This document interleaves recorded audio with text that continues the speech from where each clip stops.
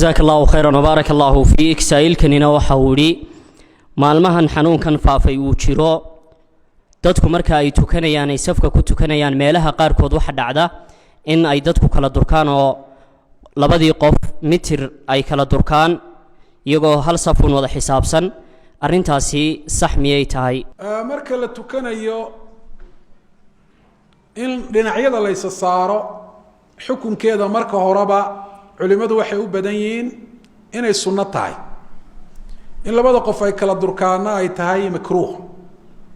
cilmiga qaar koodna waxay yiraahdeen ma waa waajib in labada qof ay isku dhajiyaan waxa weeyaan gumadahooda garbahana ay saaraan waana sida xadiiska nabiga ka soo aroortay daahirkeedu uu tusinaya sida xadiiska Anas ibn Malik iyo xadiiska Bara ibn Azib iyo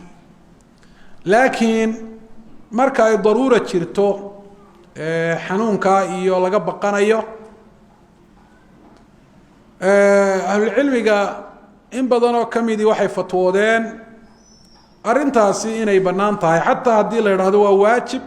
in dhinaca la isa saaro marka la tukanayo hadii ay daruura timaado xanuunkaas oo kale laga baqanayo waxay yiraahdeen marka horeba salaada shardi uma yahayn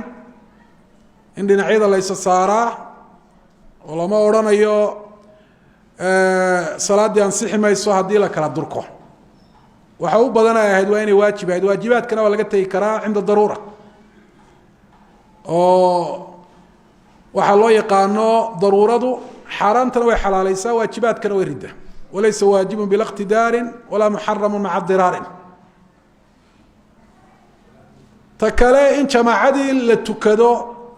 oo la kala durdurko iyo inaan jamaacada la tukanay qof waliba goonidiisa uu tukado de labada waxa dhaantay in jamaacadii la tukado alla kala durdurkabe almuhim waa mas'ala waxa weeyaan fiqiya asalkeeda horana sida uu yahay inu sheegnay haddana naaziladan jirta awgeed ahlul cilmigu ay u badan yihiin inay jaa'isto ay banaan tahay wallahu a'lam.